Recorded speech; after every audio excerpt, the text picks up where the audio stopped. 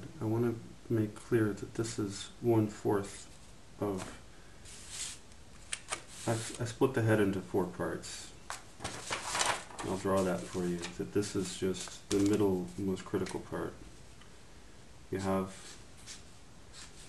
the one section, which is the eyes, nose, ears. Another, which will be the mouth and chin. If you want to add a neck, that'll be a 4th section, and then the hair on the top. Oh, sorry, that's a 3rd section. This will be a 4th section. And that's kind of what these layers are trying to explain. That this is the hair at the top. This is the main section, which is where all the complicated eyes, ears, and nose are. And this is where the mouth is, and that's where the neck is. So this is divided into 4, in a sense, pieces that layer up. So this is again the main layer, only done a little differently to show you how you get from, in a sense, a nose, which is the centerpiece, from which you can build now cheeks. Cheeks can be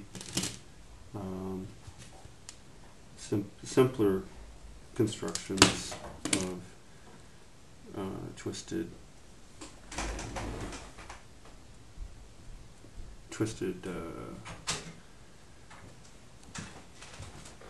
color sandwich.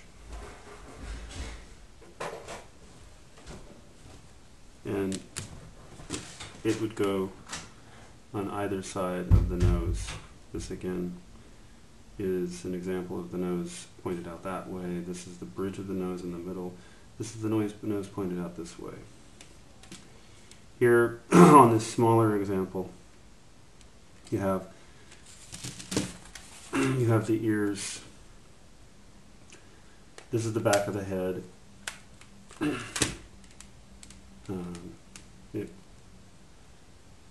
I did some texture, texture out of hair texture, which has these multiple colors.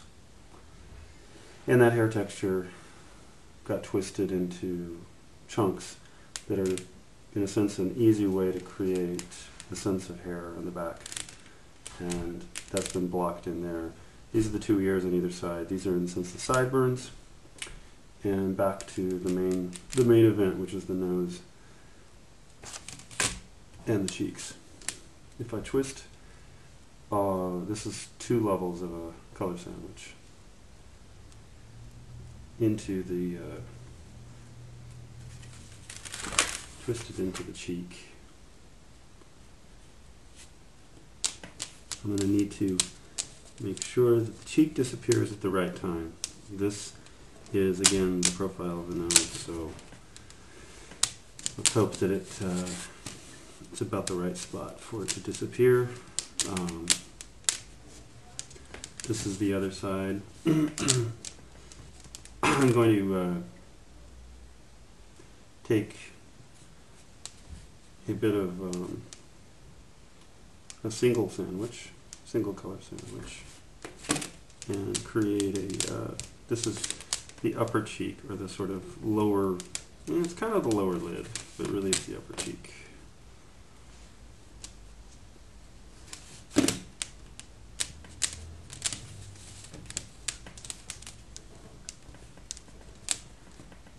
And this, of course, is basically this piece. You can see it's a different variant of it right there. This piece hasn't been quite finished for the cheek. Sorry, for the other sides of the nose. The cheek is blending into the other side of the nose. This is a kind of a raw version of that, and then these are put on top. What I want to get to is the eyes, because they have to be very small. The eyes, of course, start off as a white hot dog and a black wrap. This is a pig in a blanket. This is a smaller version of it. You wrap it around, you roll it out smaller, and you get this, which is a very, very small eye. this eye has a little color that's been put into it. Next, you'll want to create the whites of the eyes on either side of this. So these are simply triangles that have been pressed out to allow a little bit of white on the left and right side.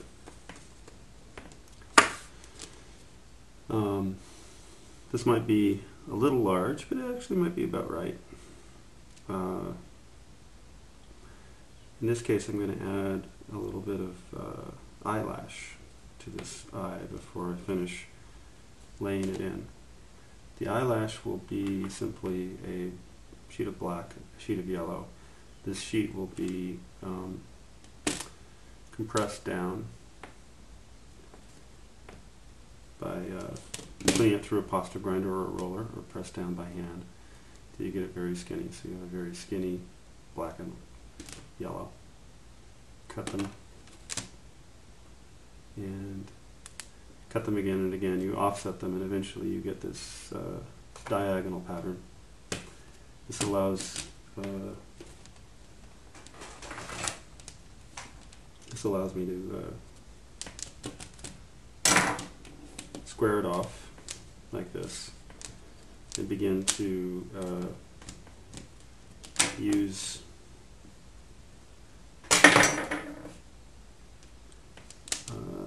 texture ribbon on the top and the bottom of the eyelash. As eyelashes, they're animating on top and the bottom of the eye. So here it goes. This is going to be top eyelash. I'm going to round it out a little bit so it stretches over the eye. There'll be a bottom eyelash. And I tend to make the bottom flatter if I'm going to do an eye. Try to make it a happy eye usually. And so allowing the bottom to be kind of flat is acceptable. These of course have to be pinched to some degree to fit on either side of the cheeks. They're going to disappear into the as the face is rotating and the nose overtakes one part. This taper, the eye will disappear and reappear on either side. One thing to note in stretching this like I am is that this animation will be going faster here and slower here because the striping angle is more accelerated here and more gentle here. So there is a kind of warping of speed that's happening as I crudely push this out to fit the cheek. If I were wanting to keep the speed the same, I would have to carve this out a little more carefully instead of press it out like I am. It's okay to do either. It's just I'm trying to point out that it's a difference where this is faster and this is slower, and you should always know what you're putting into your animation that way.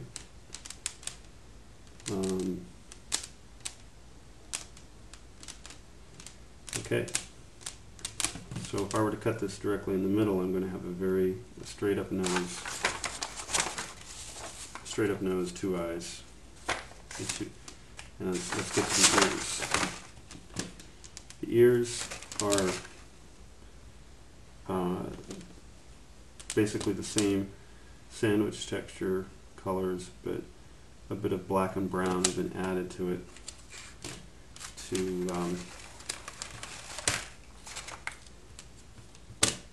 wrap it. It's been wrapped after a bit of black and brown has been thrown in.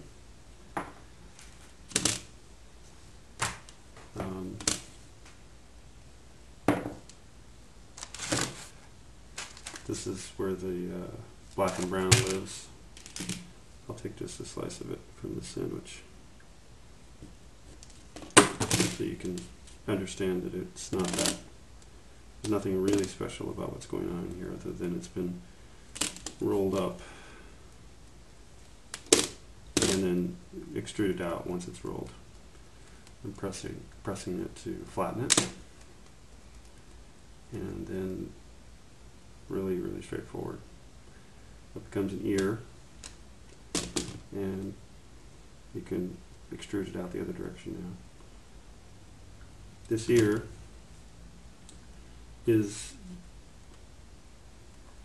also gets a sort of an S-curve shape. I'm going to follow this pattern. This is the hair section. Below it is the ear, and the ear has a little bit of a cradle of flesh. The ear roughly lines up pretty much parallel to the nose, the top of the ear almost when you're looking straight at someone. So let's get the approximate S-curve. Again, this is somewhat thinner than it would be, but it's traveling all the time, and therefore it will be almost a circle by the time I cut it in here, and then it will be a very skinny oval on either side.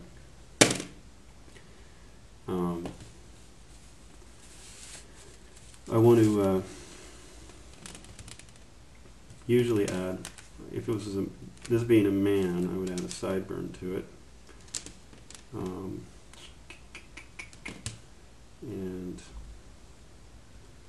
I think one thing I neglected on this is to really taper the S-curve. I'm going to go back and do that. So the eye and the cheek are part of the, they're more of a tilde. So there's a series of, again, overlapping pieces, and I'm going to do that also just a little bit with the eye to make sure that it also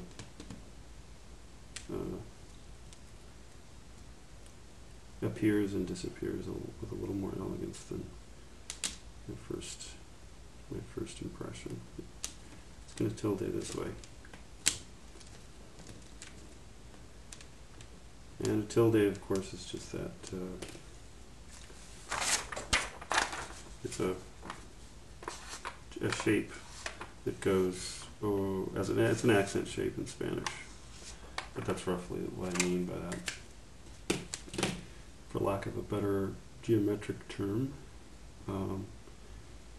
Now, one of the central issues is to get the ear that I've created from this rolled up circle to be on both sides of the nose, and I cut it in the middle equidistant.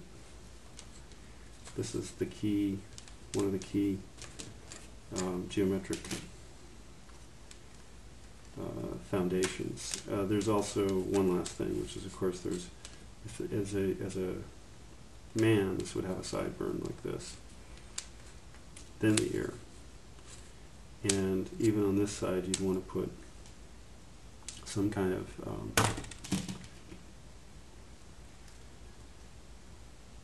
and I'm just going to put some really mashed up texture, skin texture in there, some kind of flesh that in a sense encompasses the eye. I'm going to make it a wedge.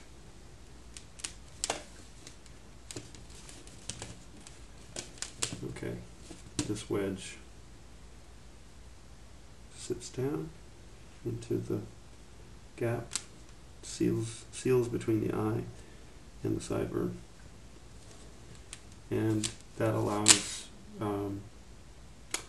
the eye to have a little bit of, in a sense, temple on the side of the head before it hits the hair, and then the hair hits the ear, and then the ear hits the entire back of the head, which is all the hair. Again, this ear now has to be pretty much equal right here. This is the 50-yard line. You want this amount of ear to be also on this side. So a lot of this gets repeated the other direction. This would be the little flesh support for the sideburn, and then the ear and its support, which is, they're stacked slightly differently. They're not at different levels. As I pull it apart, you can see this is kind of a cradle. The ear drops down a little further than the sideburn. The sideburn is higher, so it comes up to the middle ear, so this flesh texture or face texture wants to support the sideburn a little higher, the ear a little lower, but it does need to be supported. And then you throw this in on the tilde, the rotating tilde, and it you realize now, good, I've got an ear, an equidistant ear on both sides. I'm going to see, in a sense, this image. Ear, two eyes and a nose right through the middle. That part's pretty much complete, and now it's a matter of finishing the back of the head. If this was the hair turning, this is maybe a little tall, but this is the right idea, the right shape. And then another ear goes in there, another sideburn, and then you come back to the cheek.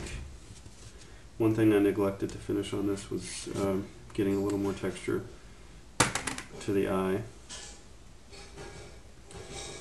I want to get it in like that. Now, this is a man generally. If I were to do a woman, I wanted to,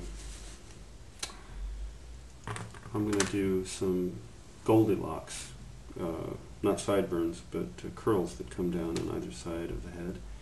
And I wanted to show these kinds of textures. These are made from a larger texture sandwich like this. Several colors of brown, 2 shades of brown, sort of a burnt red, yellow, and black. And press that down to be very thin. Put this through the pasta grinder, and this texture becomes this. Once I have this texture, I actually I try to roll it at a 45, and this loop-de-loop backwards and forwards creates animation, which you can see on the side of this going up. So if I were to cut it and lay it in, that will create sort of a Goldilocks hair pattern. And I would take this rotating face and add that texture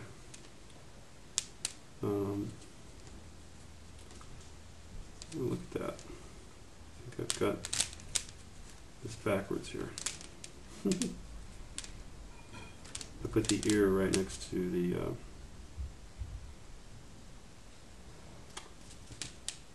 it needs to go here, and this needs to become the hair texture first. So here is an example of that Goldilocks texture, and I'm going to use that instead of the sideburn for the guy. It's going to go in, goes all the way to the bottom because it's a very long piece of animation.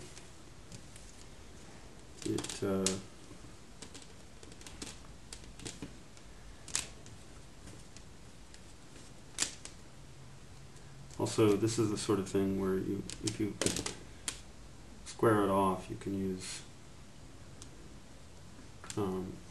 it more as a universal piece, and then taper it out so it becomes a tilde shape.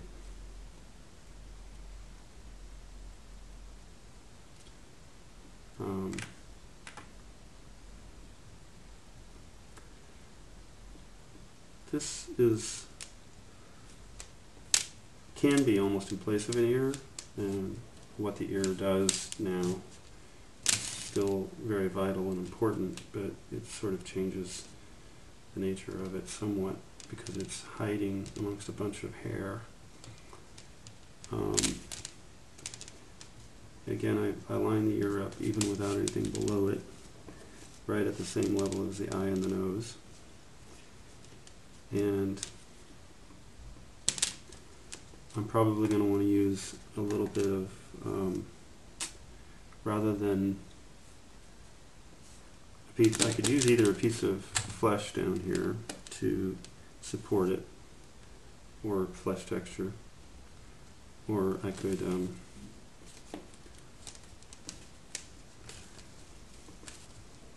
just throw more hair in. For now, I'll try it with the flesh texture. And that means that only this is sort of like a Hasidic Jew style more, where the curly locks are going down in front of the ear, and yet the ear itself shows a little bit of the flesh before you get to the actual hair, which would be there and since the back of the head. I'm going to create a lot of texture for the back of the head. I'm going to keep it going the same direction as the top. And this is a fast way to create, in a sense, this shape. It's much taller than I need it to be, but I'll go ahead and let that happen because it's going to be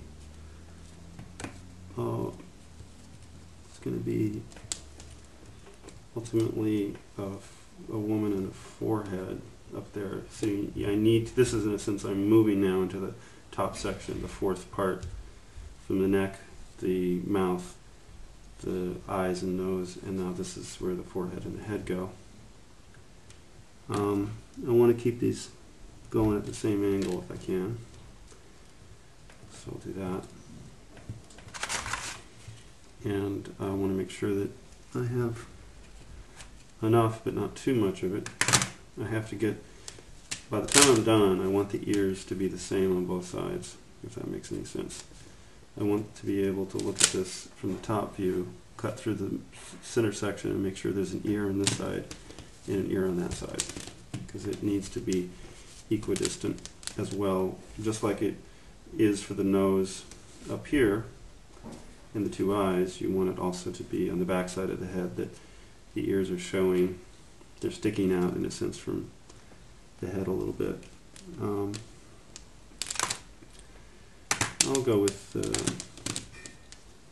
that amount of hair. It's probably a little too little, but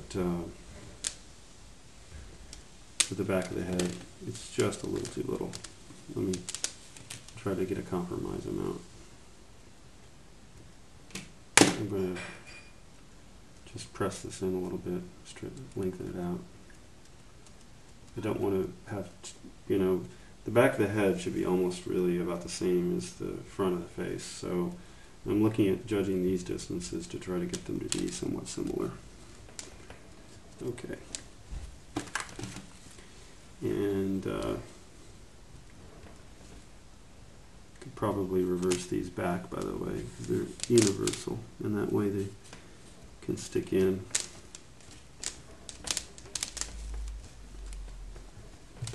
Okay, so now we have the ear, and since again this is a woman, I'm going to use another Goldilocks texture here, hair texture.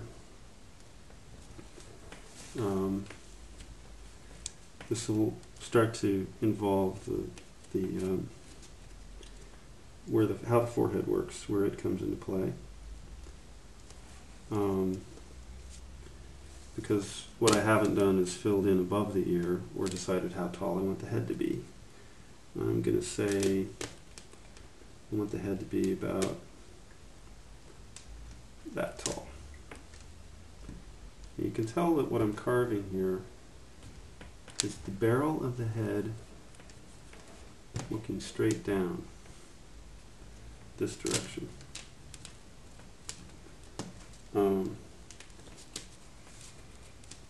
That is what that is. You have to think in many different geometric ways. So having done that, I'm going to go ahead and finish the directional. This one just doesn't want to work that way. I'm trying to keep all the directions going the same direction. Sometimes you can use pieces a second time. It doesn't look like I'm going to be that lucky, but I am going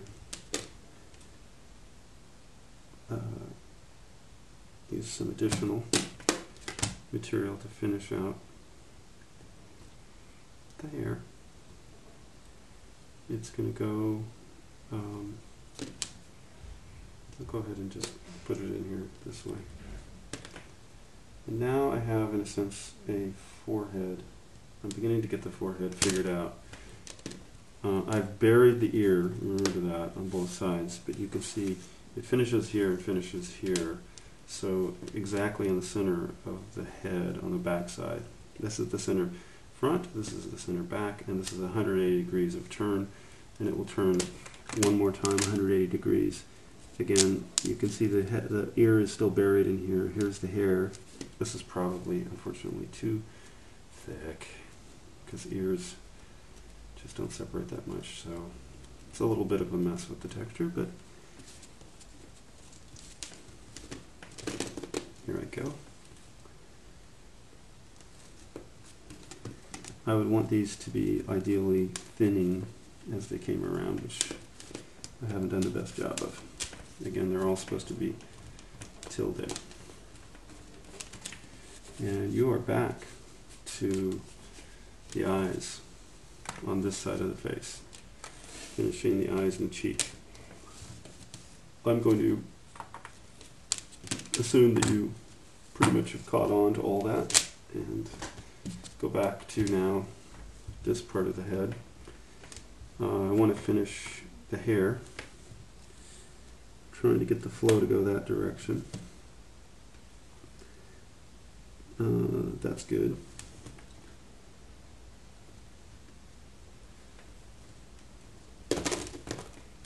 And that's good.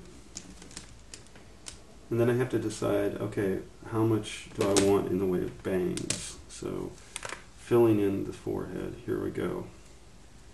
You have to finish the top of the head. So this fills in above the eyes and the nose. And I have all this, in a sense, texture sandwiches ready to go for the top of the head, and I'm not sure, so how do I want to work them in? Because it's the relationship of the hair now to the forehead. Foreheads tend to be, I'm going to make it round and give some bangs, and I just wanted you to see how this will work in both, there's two directions going on, the top of the head and then the spin. So to do a spinning forehead on top of the nose, I would follow the nose path first. So this is what the nose is doing. That's going to be the center of the forehead. I'll go ahead and twist out a couple more sheets of extruded, twisted texture pattern. And I don't know, that may be too much. Remember, this is the beginning of the bangs on the other side. So I think it is a little too much, because I do want a little bit of the hair at the top to be visible. So I'm in a sense rounding it this direction, which also rounds it that direction. I'm making the center a little taller and the sides a little smaller. And now I have to go through This is going to be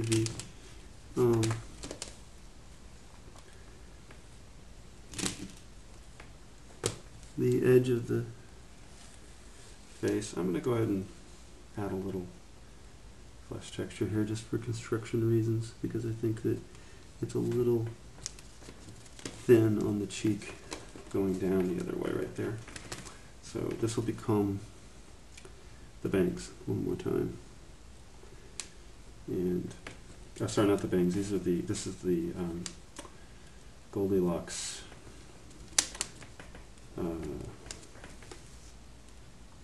This is the hair going down from the side of the head. Well, right before the ears happen. And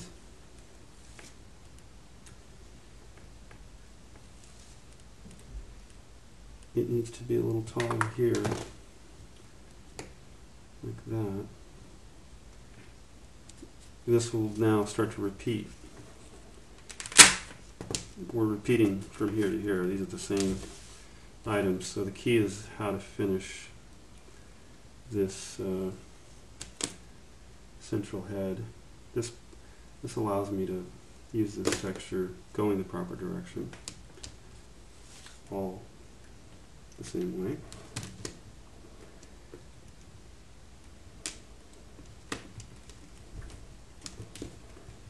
And you can now see how this will be the bangs on top of the head.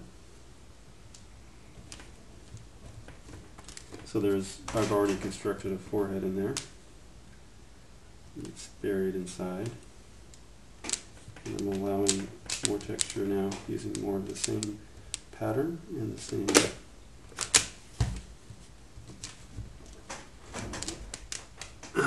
this is a little bit of a wedging issue, so I'm going to open it up a touch, get it in. All right. Good. Okay.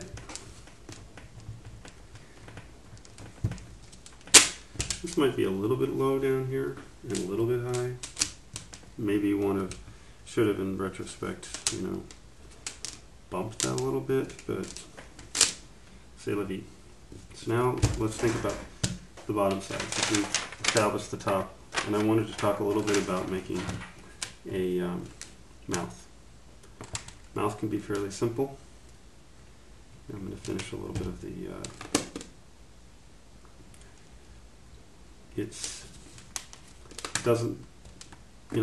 if you have somebody talking, of course you can do it in rotation, but with the mouth you would use a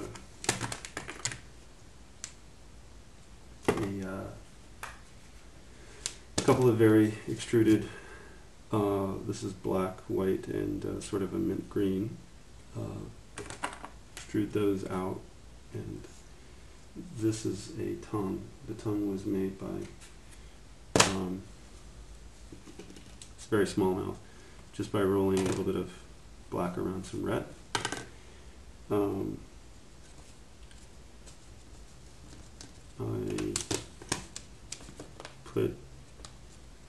I try to work, this is the bottom of the smile, so I'm going to call these the bottom of the teeth. And then I'm going to work just a layer of red and black to make that smile. And lastly, finish it on top with a little bit of red and black.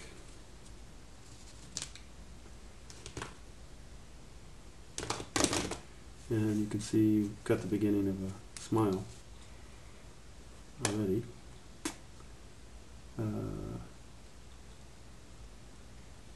You can decide how to use these edges, whether you want to.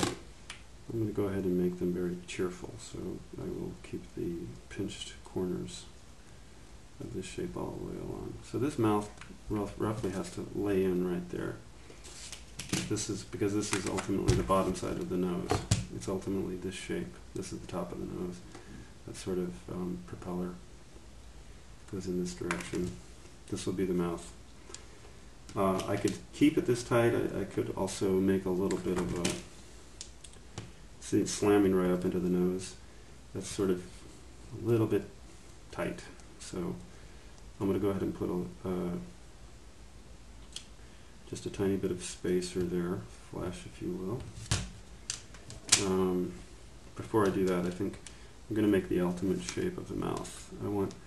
And again, I'm going to do this only with pinching, which is fairly ugly, but can get things done in a pinch. No fun. And if I were to have done it a little more carefully, I could, of course, sculpted this to be less distorted as it got from one side to another. I don't think the mouth matters as much, nor the eyes. The one thing on the eyes that do matter is that there's a pattern going on. There's no real pattern in the mouth right now. There's no animation pattern, so it's kind of okay to do this. I'm going to go ahead and cut the spacer. This allows the mouth to, in a sense, have just a tiny bit of distance from the nose. And now I'm working on the lower jaw.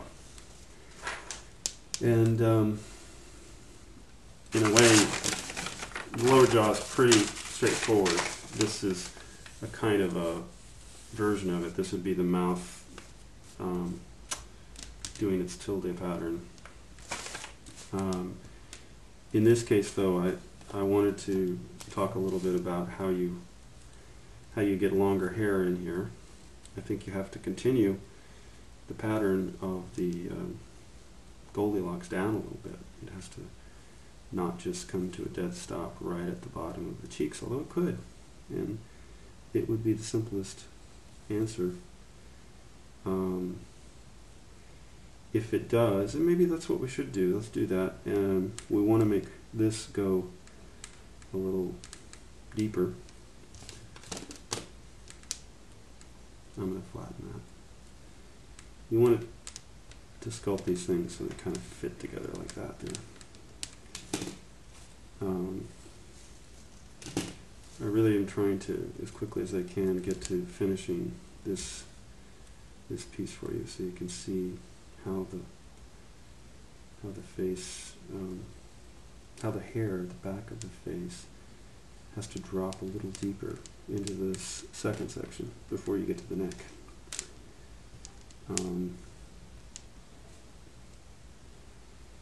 You don't want it to just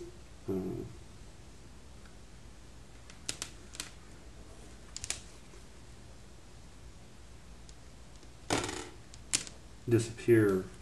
It's a little bit too of a hard edge. I'm going to take the line of animation that I've created and now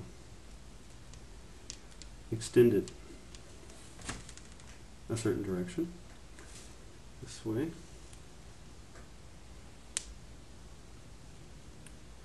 See if I can get it all properly lined up. I'm running out of texture, so I have to actually extrude more or bend this back and forth, which I will, to make a little bit more of the hair texture.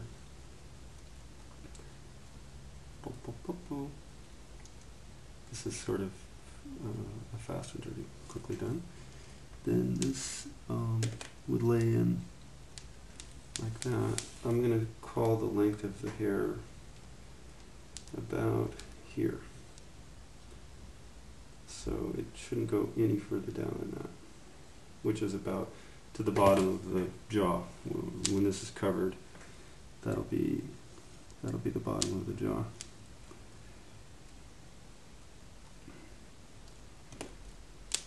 And this is the way the hair falls down the back.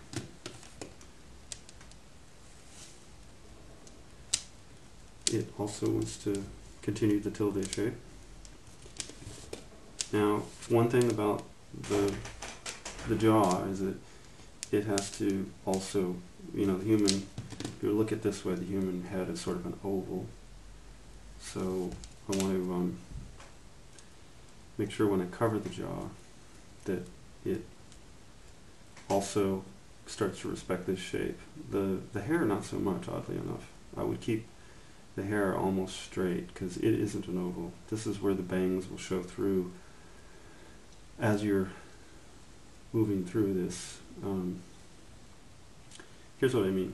If I were to finish this, I would really want to, I guess, like that. I would really want to call that, that's the shape of the lower jaw. And you don't want to really cut this off, though, because as you move through it, it'll be kind of cool that hair shows up on the backside before the jaw is finished its shape. That they're not unified, they're not all oval or circular, they're individual in when they appear and when they disappear.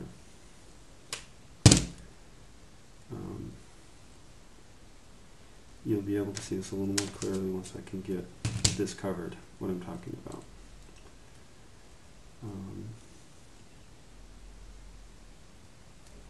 Okay.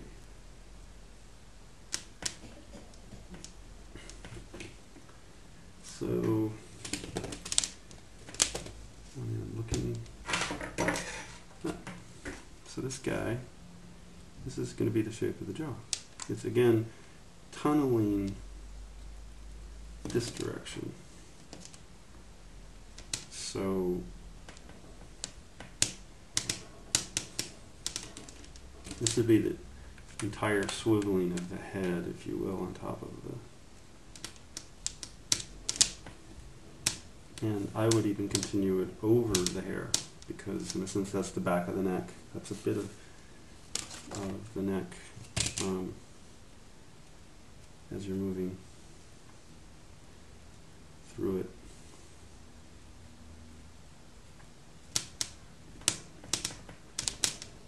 So it continues over the hair here, because that's the, you know, the, I'm going to make the face a simple oval all the way through. This is the kind of shape that dictates. I want to finish in some of these other parts.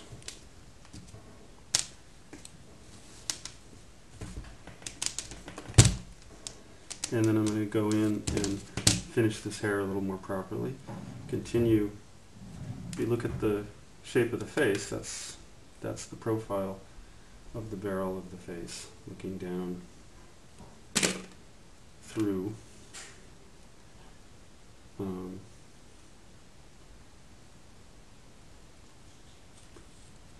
This is, I'm going to leave this excess here because this is in a sense the hair falling the length it wants to fall. And then I'm going to put a neck on. The last bit of all this would be, of course, to have a neck.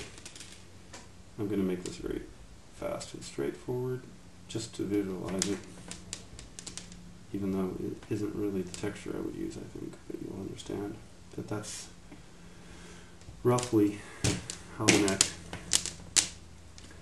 attaches to the head. And so there is a spinning face, back of the head, all the way through, 180 degrees going on inside this now.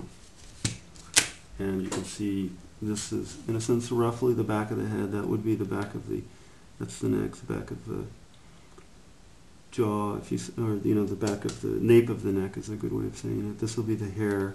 I'm going to continue it out so it's straight on both sides, all the way down.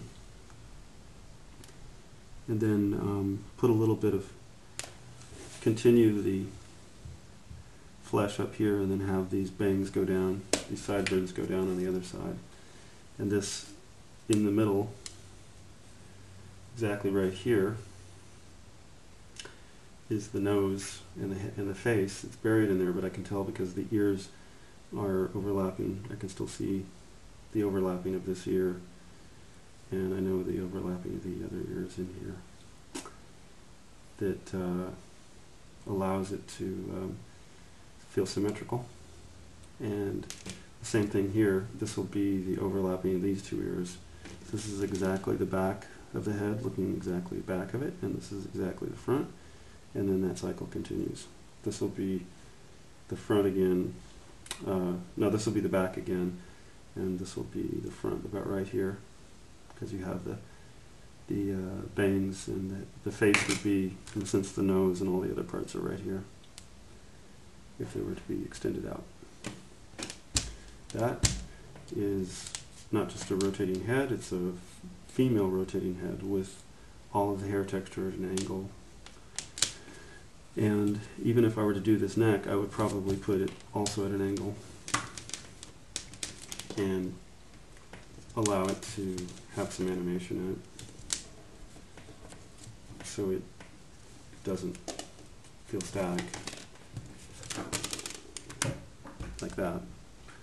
Now, this happens to be going the same direction as the head is going. The spin, the only key thing to note is the spin of this is the same as the spin of that.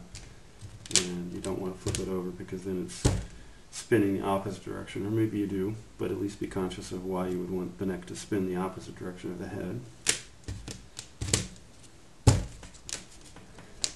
And here you go. And it all starts with the nose. You always work, as you can see, from the inside out, from the center to the eyes, to the cheeks, to the mouth, to the, on and on, to the ears, outward and outward. So you build it all the way out. And you always think about the silhouette of the shape, this being the barrel of the oval plus the neck, and the 4 steps. The neck is one, the jaw is another. The key step, which is why I always do it first, is the nose, the eyes, the ears. That's always and then lastly the head on top.